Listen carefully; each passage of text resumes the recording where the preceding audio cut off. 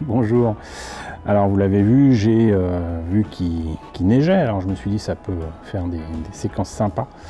Je suis sorti, j'ai filmé un petit peu et évidemment il a arrêté de neiger, il a commencé à pleuvoir. Donc du coup je refilme et je me rebalade encore une fois côté de chez moi et je me dis que ça serait peut-être l'occasion non pas de rester dehors dans le froid et sous la pluie éventuellement pour parler de choses et d'autres, mais de vous proposer un sujet autour du détaillage des kits, à savoir est-ce que ça vaut le coup de détailler un kit. Parce que oui, vous l'aurez peut-être remarqué, parfois il est tentant de détailler des kits au détail près, notamment pour des véhicules, des avions, des tanks, des voitures qui existent vraiment, de faire les soupapes, de faire les câbles, de faire ceci, de faire cela. Et souvent déjà quand j'étais petit je me demandais mais à quoi bon? Par exemple faire l'intérieur d'un bombardier, même un 72 ou un 48, à quoi bon faire ces détails? À quoi bon faire l'intérieur de la carlingue si au final on voit rien? Et d'ailleurs certains kits partaient du principe tout à fait logique que si on voyait pas les jambes ça ne rimait à rien de les faire. Et donc il y a plein de petits aspects comme ça qui me semblent intéressants à discuter autour des maquettes, à savoir est-ce que ça vaut le coup vraiment de détailler, quand est-ce qu'il faut détailler, comment peut-on détailler, et à quoi on reconnaît finalement un bon kit, non pas d'un mauvais, mais d'un kit qui rime à rien. Et là je pense immédiatement notamment à la collection Altaïa du X-Wing qui en a déçu plus d'un, avec tout un tas de pièces ultra détaillées, les moteurs ultra détaillés des moteurs du X-Wing, qu'au final on ferme et on voit plus rien. Donc ça rime à rien finalement de faire toutes ces pièces, de recevoir toutes ces pièces, de le détailler si on ferme et qu'on voit rien. Voilà, donc on va en parler un petit peu, et comme là le vent se lève et qu'il y a de gros nuages noirs qui m'arrivent dessus, je pense qu'on va continuer la discussion, j'allais dire au chaud, mais pas tant que ça, mais à l'abri en tout cas. Alors je vous ai déjà donné quelques petits exemples, mais on va essayer de refaire ça un petit peu dans l'ordre de ce que je me rappelle en tout cas, de ce que j'ai vu en maquette au fil des ans, en plus de 40 ans. Donc il y a souvent eu des maquettes qui, même avant ma naissance, proposaient d'avoir des maquettes hyper détaillées dans les cockpits par exemple, avec le début de l'ère spatiale et de l'envoi de capsules Mercury puis Apollo. Il y avait donc la possibilité de faire des maquettes où on voyait les astronautes dans leur engin spatial, et pour en profiter, souvent c'était proposé sinon en partie en transparent, sinon totalement en transparent, ce qui fait que comme c'était transparent, ils se sentaient obligés de rajouter les consoles, les câbles, tout ce qu'il faut, tout ce qui est à l'intérieur des capsules en question, c'était fait. De même, j'ai souvenir d'avoir vu des avions et notamment des bombardiers qui étaient proposés avec une partie transparente pour voir l'intérieur du bombardier justement, et je pense que c'est ces fameux bombardiers dont les pièces étaient plus tard vendues non plus en transparent mais en opaque, qui détaillaient l'intérieur mais dont on ne voyait strictement rien après, parce que les hublots sont trop petits pour qu'on voit dedans, quoi. À moins de mettre, maintenant on peut mettre une micro-caméra, mais entre guillemets ça ne rimait à rien. Et enfin, je me rappelle surtout d'un sous-marin qui me faisait vraiment très envie quand j'étais petit, et je pense que c'était un U-boat. Et un sous-marin donc qui était sinon totalement transparent, je pense qu'il était en partie transparent, et on voyait les différents compartiments, les différents éléments du sous-marin, si tant est qu'il soit exact. Et ça c'est l'autre aspect que je vais discuter avec vous. C'est-à-dire que donc il y a eu des maquettes qui étaient effectivement détaillées, transparentes, on voyait les éléments détaillés, et ensuite on avait encore les éléments détaillés mais on ne les voyait plus. Pourquoi? pour une raison très simple, c'est que ce soit pour des engins fictifs de science-fiction ou des engins réels, surtout des engins réels, il y a une volonté de la part de ceux qui font un avion, un bateau, un train ou une voiture, d'avoir vraiment tous les éléments qu'ils connaissent, j'allais dire sur le bout des doigts. Ils connaissent l'engin, ils connaissent le moteur, ils connaissent la machine, et de la savoir incomplète pour eux, ça serait comme monter un jouet. Et donc il n'est pas question que ce soit un jouet, donc il faut que ce soit aussi proche de l'engin original, si j'ose dire. Et du coup, on se retrouve avec des voitures ou un 24 qui ont quasiment tout. Le châssis, les suspensions, les câbles de frein, tout ce que vous voulez. Voilà, vous avez même l'intérieur de la roue qui est fait. Et si ça ne suffit pas, on y ajoute quelque chose qui est vraiment typique, j'allais dire, de notre ère moderne, en tout cas depuis les années 90. J'en ai vu souvent, ça existait peut-être avant, je ne sais pas, mais c'est les kits de détaillage. C'est-à-dire que le kit de base ne suffit souvent pas pour les spécialistes et les gens qui veulent avoir vraiment la pièce exacte, le boulon qu'il faut, la console qu'il faut, ce qui est tout à fait normal. Et donc du coup, vous allez avoir des pièces en photodécoupe pour réaliser par exemple les freins sur une moto. Là on les verra par contre. Des freins sur une bagnole, on les voit assez rarement. Et tout un tas d'autres aspects que, à moins de pouvoir ouvrir la voiture, l'avion, le tank, il n'est pas possible de les voir. Alors certaines personnes en profitaient puisqu'ils avaient passé du temps à détailler pour trouver le moyen d'ouvrir des compartiments pour montrer tout ça.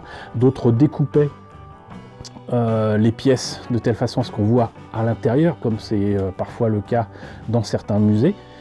Et donc il y a cet aspect justement historique et exact qui intéresse finalement le maquettiste à ce niveau-là. C'est-à-dire que même si au final on ne voit pas la pièce, le maquettiste lui saura que la pièce est là.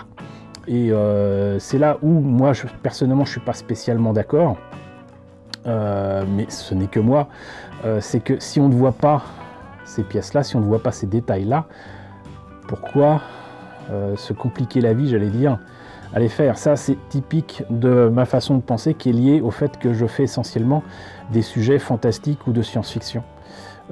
Si j'étais un fan d'aviation, de moto, de voiture, j'aurais peut-être plus de sensibilité et d'envie de faire ces engins-là de la manière la plus exacte possible. Mais bon, c'est pas mon cas, et surtout c'est quand même beaucoup de temps passé à faire des détaillages qui, encore une fois, ne se voient pas. S'ils se voient, ils sont justifiés. Il se trouve que c'est là que c'est subtil, c'est que parfois, moi je pars du principe que ça se voit pas.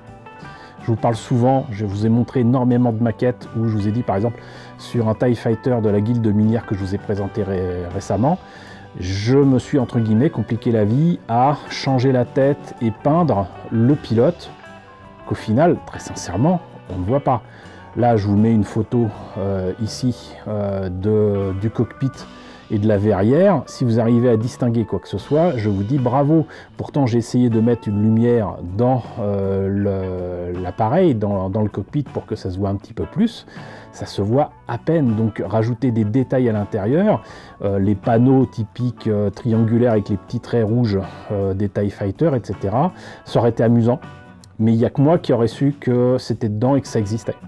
Surtout à cette échelle-là, qui est proche du, on va dire peut-être 1,55, 1,60, je ne sais pas. En tout cas, certainement pas 1,10.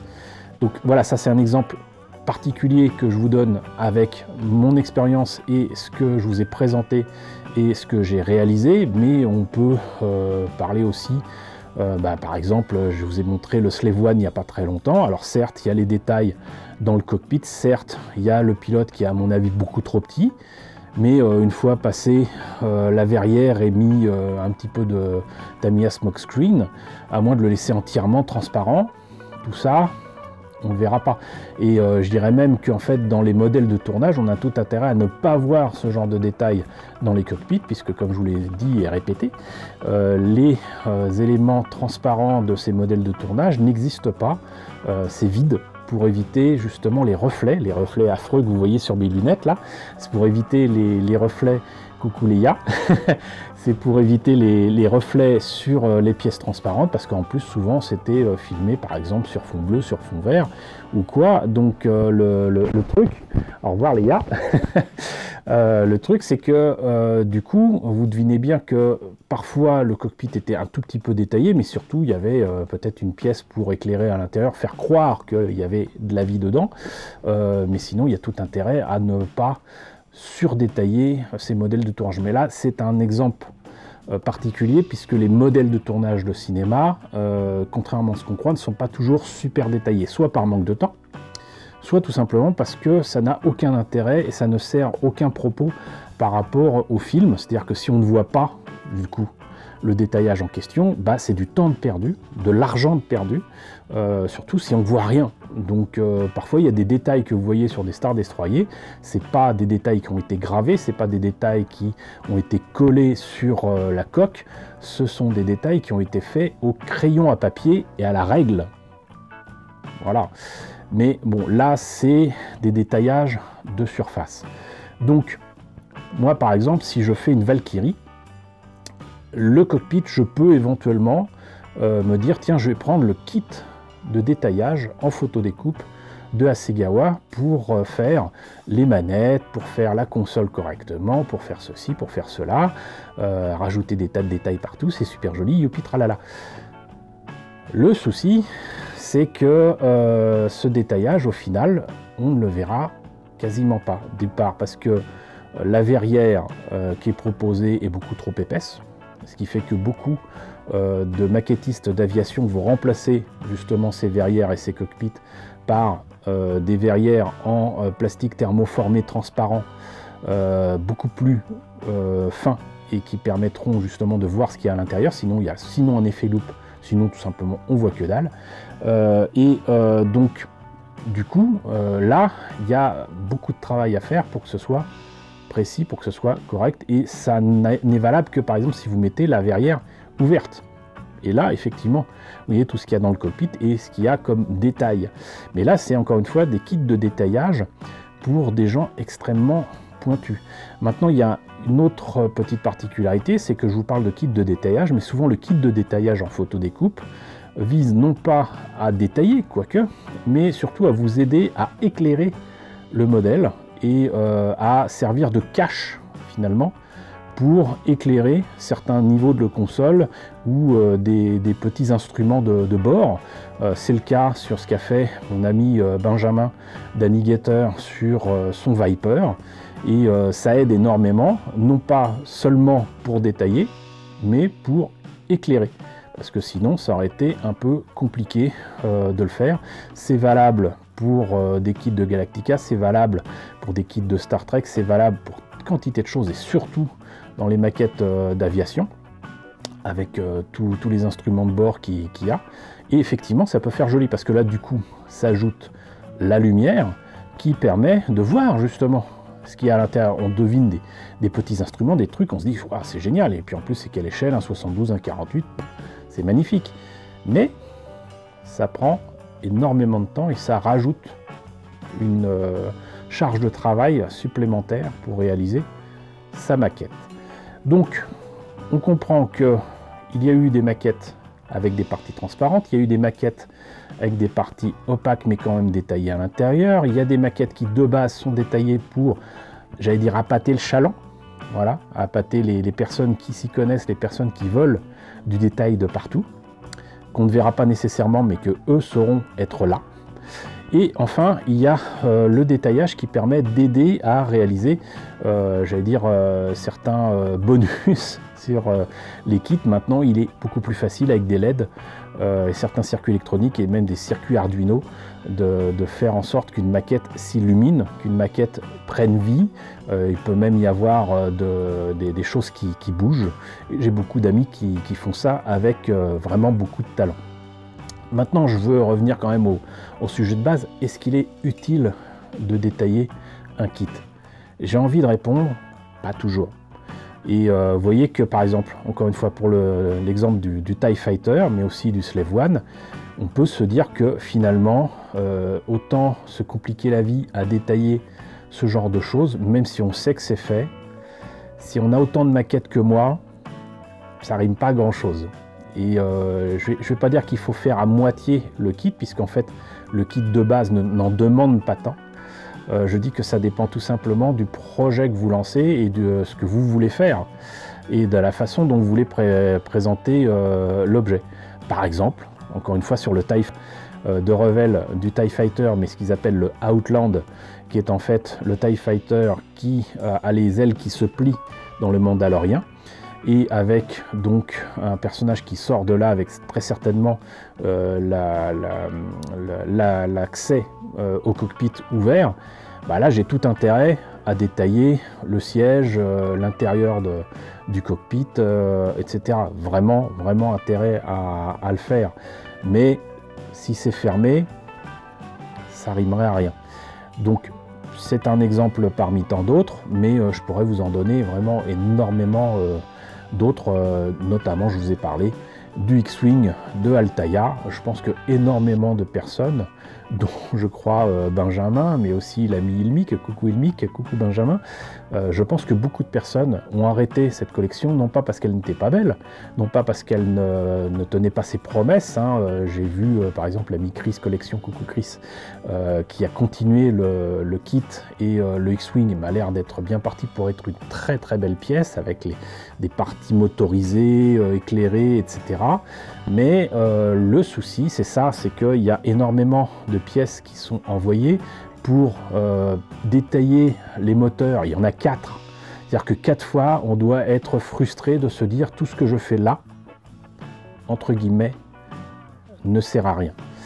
C'est-à-dire que tous les détails du moteur qu'on voit comme dans justement les écorchés, les dessins en écorché du X-Wing qu'on peut trouver depuis quelques années, c'est beau, c'est sympa, mais même si on sait que c'est dedans, c'est quand même ultra frustrant de se dire que on n'en profite pas, on n'en bénéficie pas. Et alors ce qui est rigolo, c'est que du coup là c'est pas Altaïa qui a agi, mais je crois que c'est Falcon 3D, enfin une société qui a imprimé des pièces pour détailler déjà les pièces du Faucon Millennium. Mais du coup, pour le X-Wing, cette société-là a proposé des pièces qui permettent de faire croire que les panneaux sont ouverts. C'est-à-dire que vous avez des pièces qui permettent d'avoir des panneaux ouverts qui donnent accès finalement au moteur et aux détails qu'il y a dans les tuyères, dans les moteurs, etc. Donc là encore, c'est, je ne sais plus si on appelle ça le second market, mais c'est d'autres sociétés qui vont proposer des solutions, mais qui vont vous compliquer la tâche, puisque non seulement le X-Wing n'était pas donné, ça sera un très beau vaisseau, mais il n'est pas donné de base. Si vous rajoutez les pièces réimprimées pour le cockpit, pour les moteurs, pour les tuyères, pour les trains d'atterrissage, que sais-je, je pense immédiatement aux figurines, aux pilotes ou quoi, je ne sais pas ce que ça donnera chez Altaïa, je n'ai pas vu la collection complète à ce point. Donc ça fait partie des choses à réfléchir, à voir, sachant que parfois détailler un kit, on n'a pas besoin d'un kit de modification, d'un kit de détaillage, j'allais dire du commerce, pour détailler soi-même un kit. Là encore avec le kit de Revell du TIE Fighter, j'ai montré qu'on pouvait le modifier, qu'on pouvait rajouter des détails avec des touillettes à café, quoi, voilà. Donc c'est l'un des aspects du maquettisme que j'aime le plus, c'est la débrouille, le bricolage, et puis en fait à vous de voir ce que vous voulez représenter, à vous de voir ce que vous voulez montrer. Et là aussi, ça dépend de la mise en scène, ça dépend de comment vous voulez exposer votre objet. Et j'aurais tendance à dire, et je terminerai peut-être là-dessus, que ça dépend de la taille de votre maquette. Un petit kit, s'il est hyper détaillé, c'est super sympa, mais ça reste un petit kit. Si vous avez un kit énorme, de la taille d'une table basse, voire plus grand, comme c'était le cas avec le Faucon, encore une fois d'Altaïa, des Agostini, qui approche les 1,48, la taille du X-Wing actuel ou quoi, ou moi, mes vaisseaux de Star Trek au 1-350, que ce soit le Enterprise Refit, l'Enterprise NX-01 ou 1-350, ces kits-là, ils sont tellement énormes, ils sont tellement beaux, qu'ils méritent justement d'être détaillés et d'être faits au mieux, et que des choses qui ne vont pas sur la maquette doivent être corrigées, que des choses qu'on veut rajouter doivent être rajoutées. Et là, avec ces échelles-là, effectivement, je conçois qu'il soit plus que tentant de faire un hangar à navette. Là, peut-être même carrément faire la passerelle de l'Enterprise au 1-350, ça existe. J'en ai pris des morceaux pour faire la passerelle de l'USS Franklin que je vous ai montré il y a une éternité. Je l'ai pris chez Green Strawberry et j'en suis très content parce que là, justement, ce détaillage-là, il était manquant sur la maquette de base et c'était dommage parce que la passerelle, comme il y a des éléments transparents, et ben on la voit, il faut la voir, ce kit de détaillage, pour pouvoir profiter de cette pièce transparente qui exige finalement qu'à l'intérieur ce ne soit pas vide, mais qu'il y ait quelque chose. Par contre, des kits beaucoup plus petits, du USS Discovery, de l'USS Enterprise version Discovery, il y a effectivement des endroits où ça mériterait d'être détaillé, mais le kit est beaucoup trop petit pour que, entre guillemets, ça vaille le coup. Voilà, c'est-à-dire que le gros Enterprise façon Discovery que je vous ai présenté, là aussi, méritait du détaillage pour sa passerelle. Donc là, il y a un accès visible à la passerelle, il faut détailler cette passerelle, et si en plus c'est éclairé, c'est encore mieux. Donc voilà, vous voyez que, donc encore une fois, ça dépend du sujet, ça dépend de la maquette, ça dépend de ce que vous voulez détailler, ça dépend si c'est éclairé, ça dépend d'énormément de choses, mais une chose est sûre, c'est que faites pas comme moi, ne vous frustrez pas plus qu'il n'est nécessaire sur le détaillage d'une maquette avec de la photo découpe ou autre chose si au final on ne voit rien. Maintenant, si vous prenez plaisir à ce détaillage, si vous prenez plaisir à détailler les maquettes et les sujets que vous réalisez, il n'y a pas de raison, bien évidemment, de ne pas le faire. Voilà, c'était mon petit sujet autour du détaillage, j'allais même dire du surdétaillage de kits qui m'est venu en faisant les derniers kits, notamment du TIE Fighter de la guilde minière, mais pas que, de la réception d'éléments de détaillage justement de Green Strawberry. Donc j'espère que ce sujet vous a intéressé, hein, voilà. Donc n'hésitez pas à me dire ce que vous en pensez dans la section commentaires. N'hésitez pas à liker, c'est très important. N'hésitez pas à partager, n'hésitez pas à vous abonner si ce n'est pas déjà le cas. Coucou aux nombreux abonnés qui nous ont rejoints ces derniers temps, bienvenue ici. Coucou aux grands anciens qui me suivent depuis 6 ans. Merci à tous de votre fidélité, merci à tous de votre soutien sur Tipeee et sur Paypal. Je vous laisse avec la liste des contributeurs de la chaîne et je vous dis à très bientôt, j'espère, pour un nouveau vlog.